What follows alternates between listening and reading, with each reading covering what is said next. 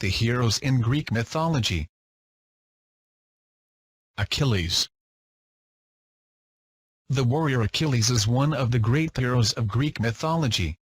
According to legend, Achilles was extraordinarily strong, courageous and loyal, but he had one vulnerability: his Achilles heel. Homer's epic poem the Iliad tells the story of his adventures during the last year of the Trojan War.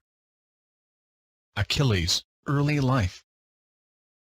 Like most mythological heroes, Achilles had a complicated family tree.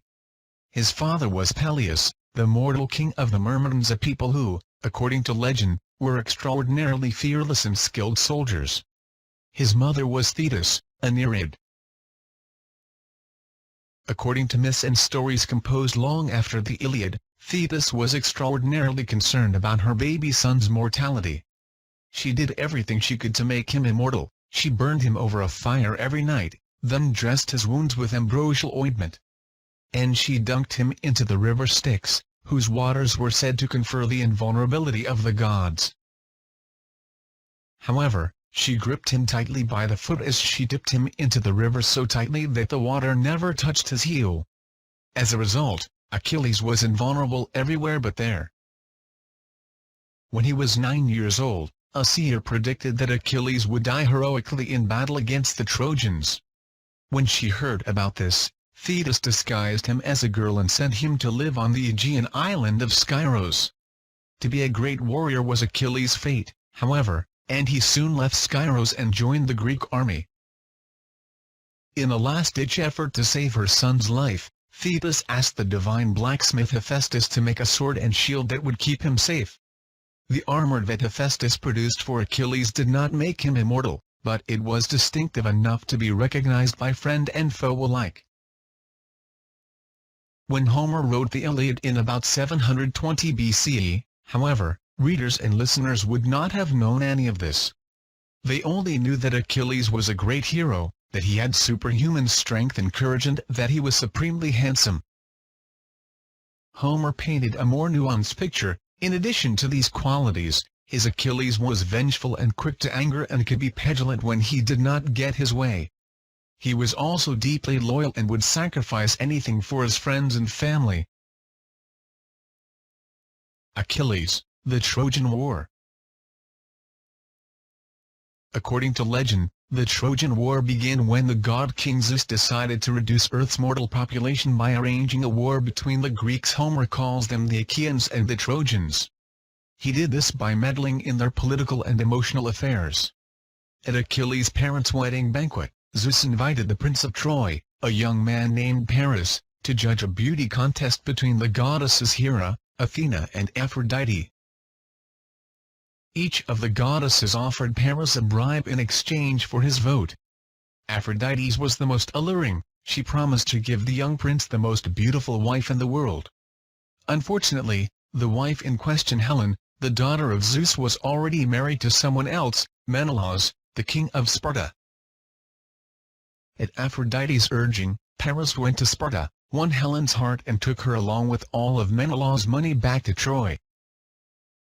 Menelaus vowed revenge. He assembled an army of Greece's greatest warriors, including Achilles and his Myrmidons, and set off to conquer Troy and get his wife back. In Homer's telling, this war lasted for 10 bloody years. Achilles, the Iliad.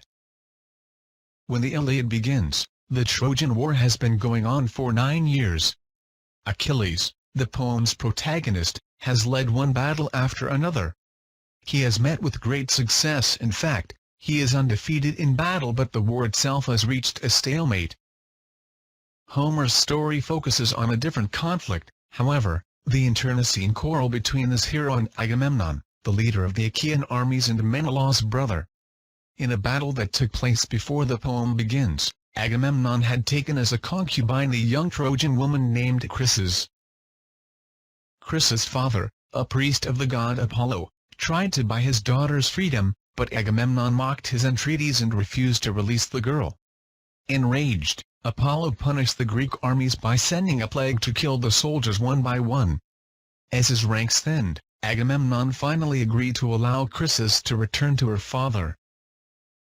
However, He demanded a replacement concubine in exchange, Achilles' wife, the Trojan princess Briseis. Achilles did as his commander asked and relinquished his bride.